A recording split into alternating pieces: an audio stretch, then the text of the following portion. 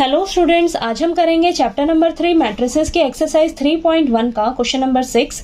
हमें दिया है find the values of x, y and z from the following equations.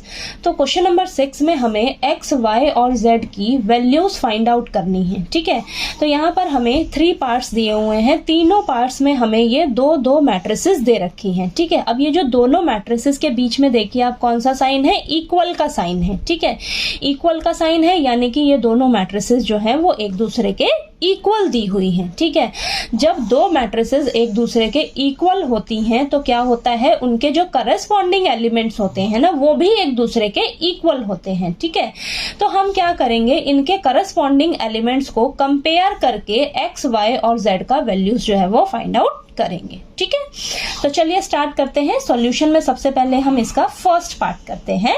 तो फर्स्ट पार्ट में हमें क्या दिया हुआ है, मैट्रिसेस देखिए, लिख लीजिए आप ये। ठीक है, अब ये जो दोनों मैट्रिसेस हमें दे रखी हैं एक दूसरे के इक्वल दी है, तो इनके करस्पॉन्डिंग एलिमेंट्स को कंपेयर कर लेते हैं। ठीक है, तो चलिए कंपेयर करके हम क्या करेंगे, x, y और z की वैल्यू निकाल लेते हैं। ठीक है, तो ये देखिए 4 किसके इक्वल हो जाएगा, y के। तो 4 इज इक्वल टू y, यानी कि y की वैल्यू क्या आ गई आपके पास, 4। ठीक है, अब यहाँ पर देखिए z और 3 एक दूसरे के इक्वल है, तो ये 3 इज इक्वल टू z, ये वाला एलिमेंट इस एलिमेंट के इक्वल होगा। ठीक है, तो यहाँ से आपके पास z की वैल्यू क्या निकल कर आ गई, 3।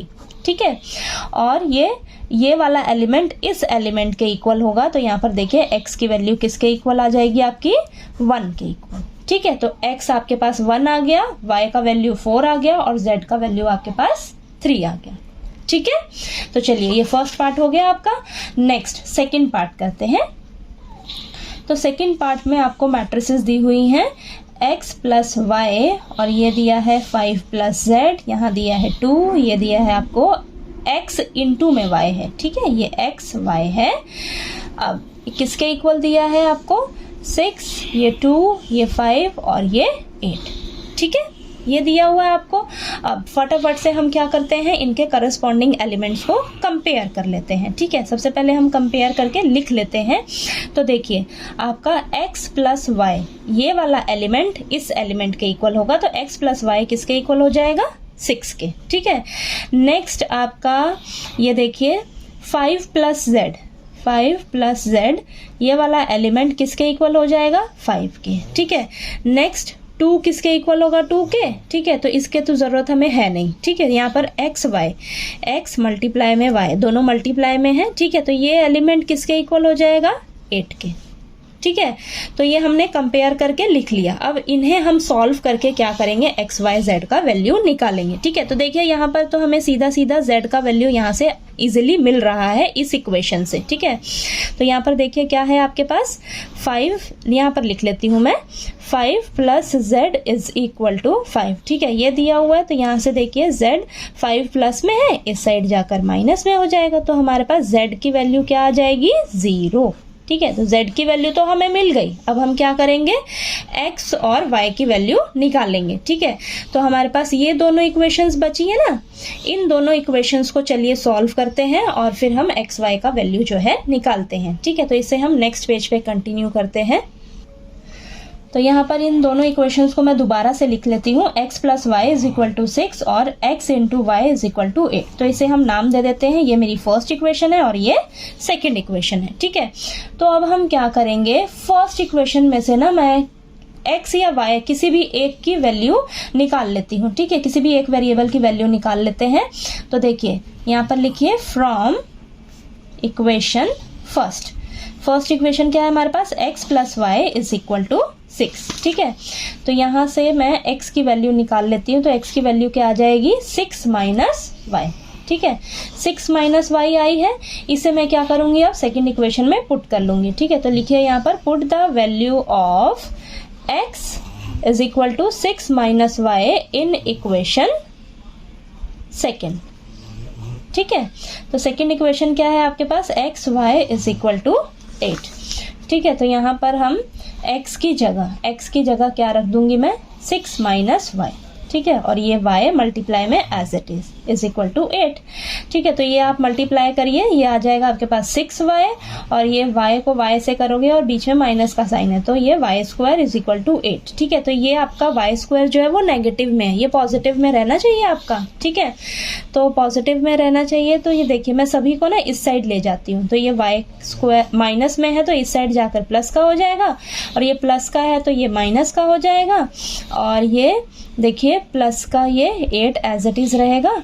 ठीक है, तो इधर ये 0 रख लीजिए आप। ठीक है, सभी को मैं इस साइड लेके चली गई हूँ ना, 8 के पास लेके चली गई हूँ। देखिए माइनस का y स्क्वायर था तो प्लस का y स्क्वायर हो जाएगा, और ये माइनस का 6y और ये प्लस का 8 एज इट इज, और इधर 0 रहेगा। ठीक है, तो इस इक्वेशन को मैं थोड़ा सा सीधा सीधा लिख देती हूँ, y square minus 6y plus 8 is equal to 0। ठीक है, तो हमारे पास ये इक्वेशन आ गई है। अब इस इक्वेशन को सॉल्व करते हैं। ठीक है, तो चलिए अब इस इक्वेशन को हम सॉल्व कर लेते हैं। सॉल्व करके यहाँ से y का वैल्यू निकालेंगे। ठीक है, तो यहाँ पर देखिए अब हम क्या करेंगे, इसे फैक्टराइजेशन मेथड से सॉल्व कर लेते हैं। तो यहाँ पर देखिए ये हो जाएगा आपका y square minus bracket y plus 8 is equal to 0।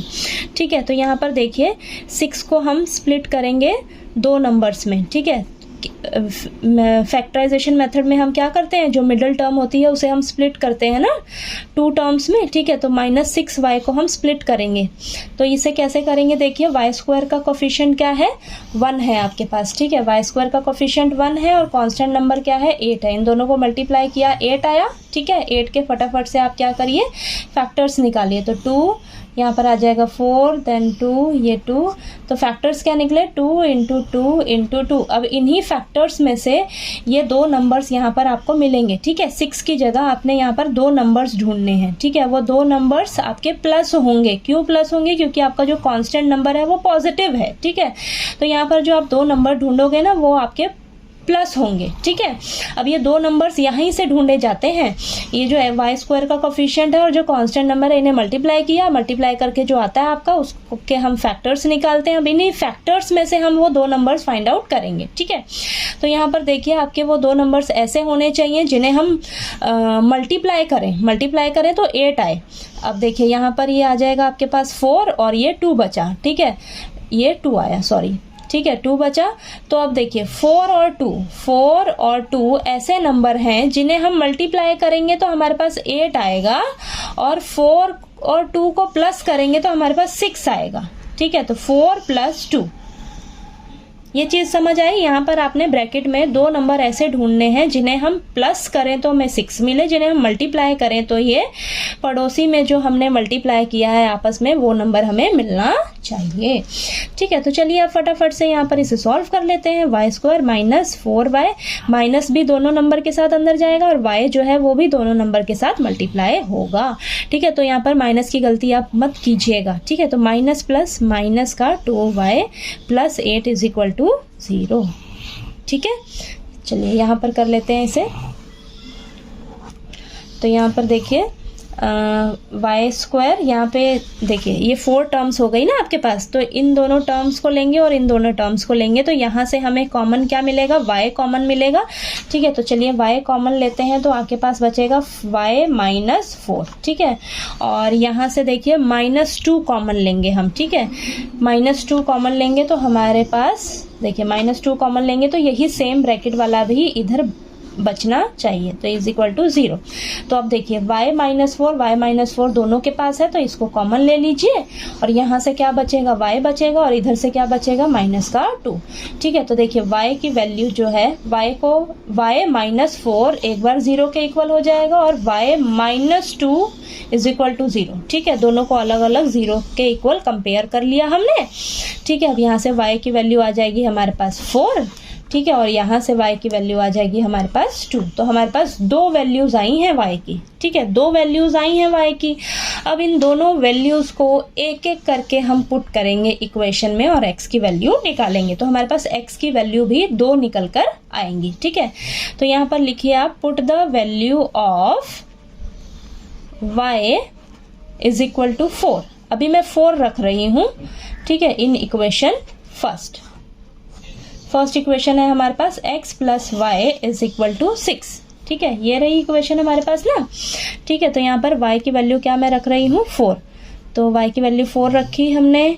तो यहाँ पर आपके पास देखिए x is equal to 6 minus 4, तो हमारे पास x की वैल्यू कितनी आ जाएगी 2। ठीक है, तो x की वैल्यू 2 आई। जब आपने 4 वैल्यू रखा y का तो x का वैल्यू 2 आया है। ठीक है, अब हम क्या करेंगे, लिखिए put the value of y is equal to 2। अब मैं 2 रखने जा रही हूँ y की वैल्यू इक्वेशन फर्स्ट में, तो x plus y is equal to 6। ठीक है, तो यहाँ पर y की जगह हम क्या रख लेंगे 2।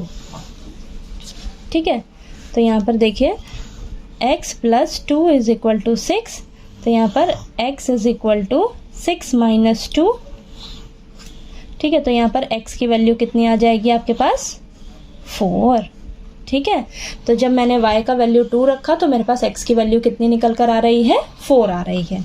ठीक है, तो यहाँ पर देखिए आप यहाँ पर लिख लीजिए अच्छे से, x की वैल्यू आपके पास कितनी निकल कर आई है 2 और 4, और y की वैल्यू आपके पास कितनी आई है, जब 2 रखा देखिए x की वैल्यू जब 2 थी तो y की वैल्यू क्या थी 4। ठीक है, और x की वैल्यू जब 4 है आपके पास तो y की वैल्यू क्या है 2। ठीक है, और आपके पास z की वैल्यू क्या आई थी, z की वैल्यू 0 आई थी। ठीक है, तो ये मैंने सभी वैल्यूज़ को यहाँ पर लिख दिया है। ठीक है, तो ये आपके पास x की वैल्यू आ गई, y की वैल्यू आ गई, और ये z की वैल्यू आपने निकाली थी 0।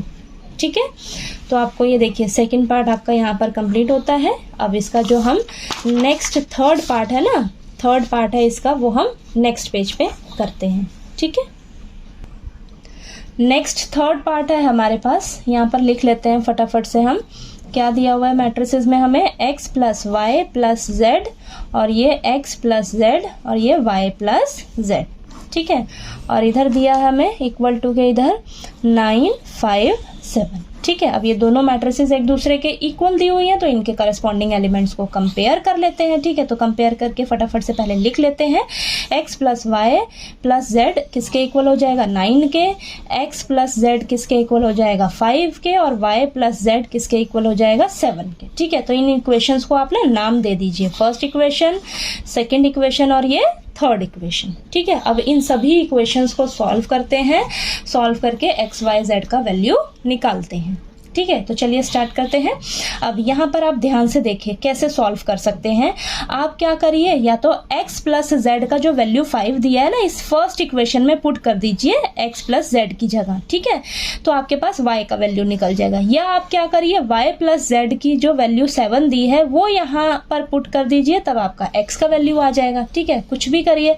तो मैं यहाँ पर क्या कर रही हूँ, x प्लस जेड की जो वैल्यू है ना वो मैं फर्स्ट इक्वेशन में पुट करने जा रही हूँ। ठीक है, तो लिखिए यहाँ पर put the value of x plus z is equal to 5 in equation first. ठीक है, तो फर्स्ट इक्वेशन हमें क्या दे रखी है, x plus y plus z is equal to 9। तो इन दोनों की जगह, ठीक है, तो इन दोनों को मैं साथ में लिख लेती हूँ, तब आपको अच्छे से क्लियर होगा। देखिए x plus z plus y. ठीक है, आगे पीछे कर लिया हमने, कोई फर्क नहीं पड़ा ना, क्योंकि प्लस का साइन है सभी के बीच में। ठीक है, आगे पीछे कर लिया। तो x प्लस जेड की जगह हमें क्या दिया हुआ है 5। सेकेंड इक्वेशन में इन दोनों की जगह क्या दे रखा है, x प्लस जेड किसके इक्वल दिया है 5 के इक्वल। ठीक है, तो यहाँ पर 5 लिख सकते हैं ना, plus y is equal to 9। तो यहाँ से देखिए y की वैल्यू क्या आ जाएगी आपके पास 9 माइनस 5। ठीक है, तो ये y की वैल्यू आ जाएगी आपके पास 4 आ गई, y की वैल्यू 4 आ गई। ठीक है, अब क्या करिए, आप इस y की वैल्यू 4 को ना आप क्या करिए, यहाँ थर्ड इक्वेशन में पुट कर लीजिए। ठीक है, तो यहाँ पर मैं लिख देती हूँ, चलिए तो करिए, put the value of y is equal to 7 in equation third. ठीक है, तो थर्ड इक्वेशन क्या है हमारे पास, y plus z is equal to 7। Then ये 7 plus z is equal to ये 7 हो जाएगा। ठीक है, सॉरी, ये y की वैल्यू आपके पास 4 है। ठीक है, ये 4 है आपके पास वैल्यू, y की जो वैल्यू आई है आपके पास वो 4 आई है। ठीक है, तो यहाँ पर देखिए y की जगह हम क्या रखेंगे, 4 रखेंगे, ठीक है। तो 4 plus z is equal to 7, ठीक है। यहाँ पर देखिए y की वैल्यू 4 आई है, बाय मिस्टेक मैंने यहाँ पर 7 लिख दिया था, ठीक है। तो y की वैल्यू जो 4 आई है वो हम क्या करेंगे, थर्ड इक्वेशन में पुट करेंगे, ठीक है। तो y की जगह हम क्या रखेंगे, 4 रख देंगे, ठीक है।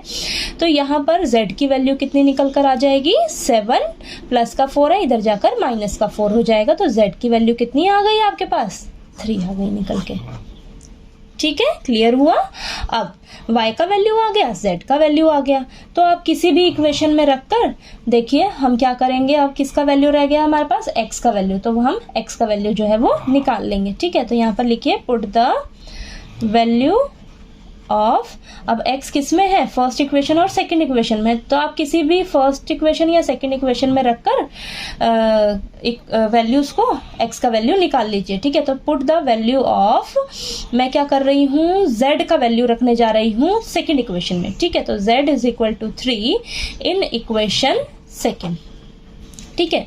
तो यहाँ पर z का वैल्यू कितना आया मेरे पास, 3। तो यहाँ पर लिखिए पहले इक्वेशन, थर्ड इक्वेशन क्या, सेकंड इक्वेशन सॉरी क्या दे रखी है आपको, x plus z is equal to 5, ठीक है। तो z की जगह मैं क्या रख दूंगी, 3, ठीक है। तो यहाँ पर आ जाएगा आपके पास x की वैल्यू क्या आ जाएगी, प्लस का 3 है, इधर जाकर माइनस का 3 हो जाएगा, तो x की वैल्यू आ गई हमारे पास 2, ठीक है। अगर आप फर्स्ट इक्वेशन में रखोगे तो देखिए y का वैल्यू जो आपके पास 4 आया है और जो z का वैल्यू 3 आया है, दोनों को रख दीजिए यहाँ पर, ठीक है। तो सॉल्व जब करोगे तो आपका यहाँ से भी x का वैल्यू क्या निकल कर आएगा, 2 आएगा, ठीक है। तो यहाँ पर देखिए आपकी x की वैल्यू क्या आ गई, 2 आ गई, y की वैल्यू क्या आई है आपके पास 4 और z की वैल्यू क्या आई है आपके पास 3, ठीक है। तो आपका ये थर्ड पार्ट भी जो है वो सॉल्व हो गया, ठीक है। एक्स वाई जेड की वैल्यू आपकी निकल गई, ठीक है। तो आपको ये क्वेश्चन नंबर 6 में 3 पार्ट्स दिए हुए थे, तीनों पार्ट्स जो हैं मैट्रिसेस जो है एक दूसरे के इक्वल दी हुई थी, ठीक है। इक्वल दी थी तो हमने क्या किया, इनके करस्पॉन्डिंग एलिमेंट्स को कंपेयर करके एक्स वाई और जेड का वैल्यू जो है वो निकाल लिया, ठीक है। तो आपको ये क्वेश्चन नंबर 6 जो है वो समझ आ गया होगा अच्छे से।